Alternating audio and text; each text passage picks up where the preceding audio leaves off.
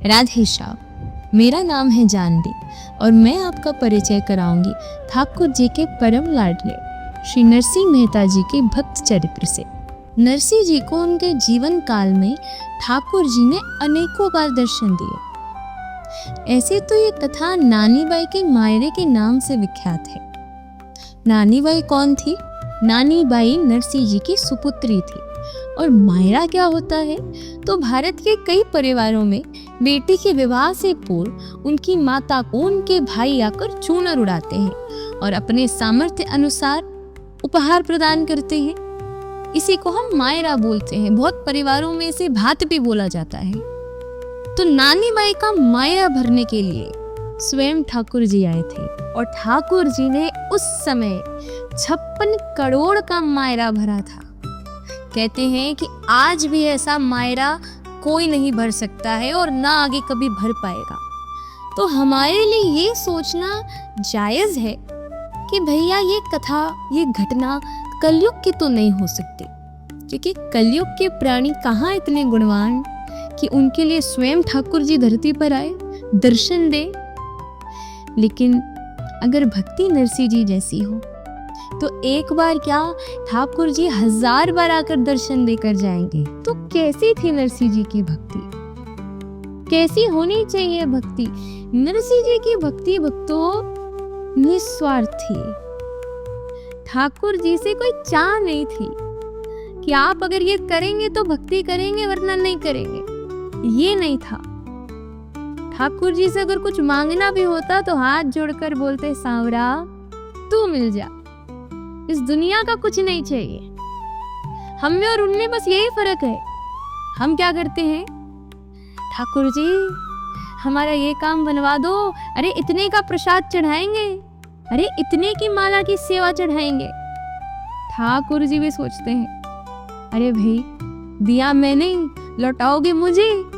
तो ठाकुर जी से कभी मांगो मत, और मांगो भी तो इस हक से मांगो कि वो आपकी प्रियतम है। मांगने के हक से दर पे मत जाओ। तो भाई नरसिंह जी का जन्म सन 1470 में तलाजा नामक गांव में हुआ था। उनके जन्म के कुछ समय बाद ही कहते हैं कि उनका पूरा परिवार जूनागढ़ रहने आ गया था। उनके परिवार में कुल 5 लोग थे। नरसिंह जी, उनकी दादी, उनकी माता, उनके पिता और उनके बड़े भाई। उनकी दादी का नाम था जय कुंवरी। उनके पिता का नाम था श्री कृष्ण दामोदर दास जी महाराज। उनकी मैया का नाम था लक्ष्मी गौरी और उनके बड़े भाई का नाम था वंशीधर जी महाराज। नरसिंह जी को बचपन से ही एक शारीरिक दुविधा थी। ना तो नरसिंह जी बोल पाते थे और ना ही नरसिंह जी सुन पाते थे, यानी वो जन्म से ही गूंगे भी थे एवं बहरे भी थे। उसके साथ ही जब नरसिंह जी कुल 5 वर्ष के थे और उनके बड़े भाई वंशीधर जी महाराज कुल 22 वर्ष के होंगे, उस समय उनके माता पिता दोनों का देहांत हो गया था। अब नरसिंह जी अपनी बूढ़ी दादी और बड़े भाई वंशीधर जी महाराज के साथ जीवन जीने लगे। उस समय वंशीधर जी महाराज जी गांव के बड़े अफसर बन गए थे, तो घर में भोजन पैसों की कभी कमी नहीं हुई। लेकिन दादी को अपने छोटे पोते नरसिंह की चिंता हर पल सताती। दादी नरसिंह जी को लेकर वेदों के पास, संतों के पास, मंदिर, हर जगह जाती है कि कहीं से भी कुछ भी करके ठाकुर की कृपा हो और नरसिंह जी ठीक हो जाए। लेकिन भैया उस समय दुनिया इतनी आगे नहीं बढ़ गई थी। सब कुछ बहुत साधारण होता था, तो किसी के पास इस बीमारी का इलाज नहीं था।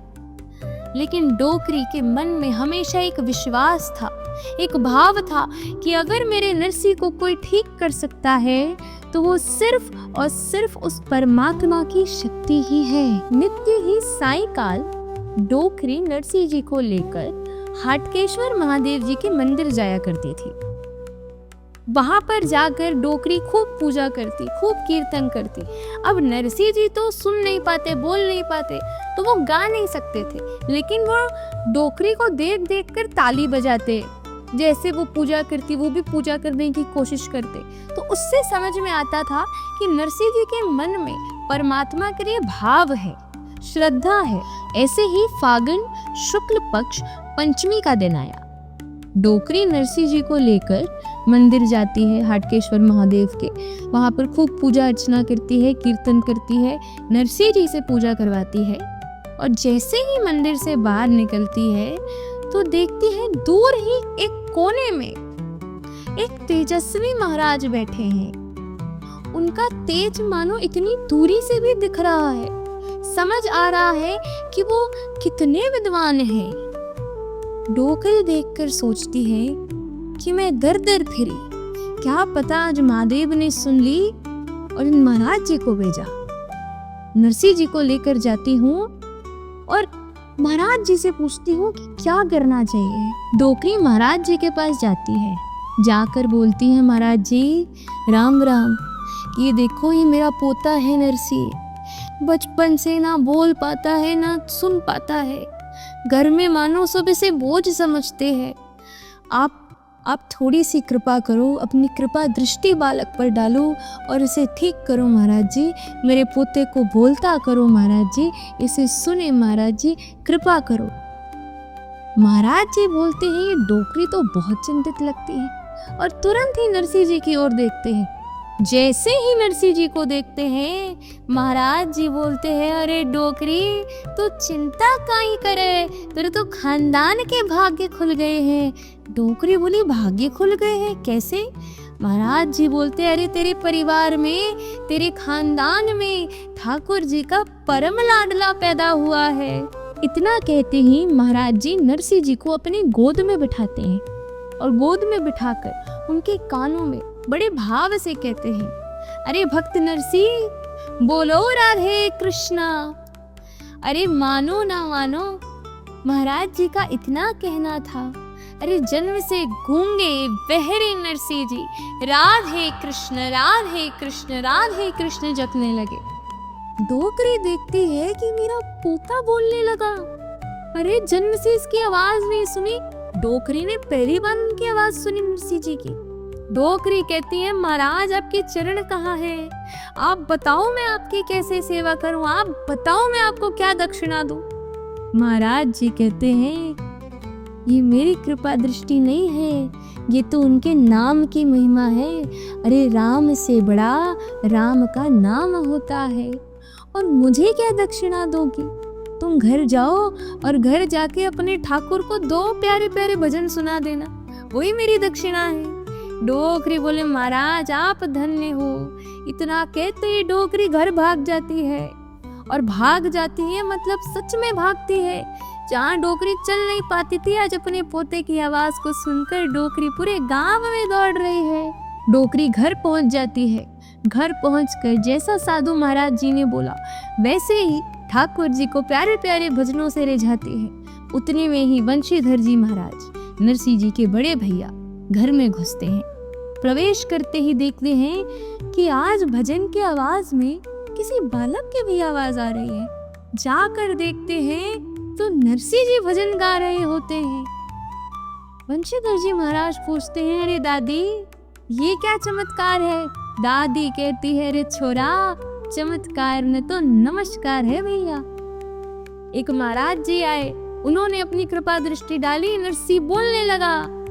वंशीधर जी महाराज कहते, कहाँ है ये महाराज, हमें भी तो दर्शन कराओ। तो वो सारे सिपाहियों को कहकर पूरे गांव में महाराज जी की खोज कराते हैं, लेकिन महाराज जी कहाँ मिल रहे।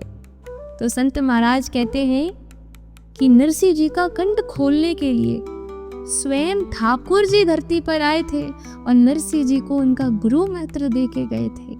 और गुरु मंत्र में भी क्या दिया? बोलो राधे कृष्णा। तो आपसे भी यही निवेदन है कि आप जितना नाम जप सकते हैं जप लो, क्योंकि जीवन हमारा इतना है और नाम की महिमा तो कितनी है ये हमने कथा से सुन ही लिया। आज के चलचित्र में हमने आपको सुनाया किस प्रकार नरसिंह जी का कंठ ठाकुर जी ने खोला, उनके जन्म के बारे में जाना। आने वाले प्रसंगों को हम आपको आगे के चलचित्रों में श्रवण कराएंगे। तब तक के लिए आप हमारे साथ बने रहिए। जय श्री श्याम, श्री राधे।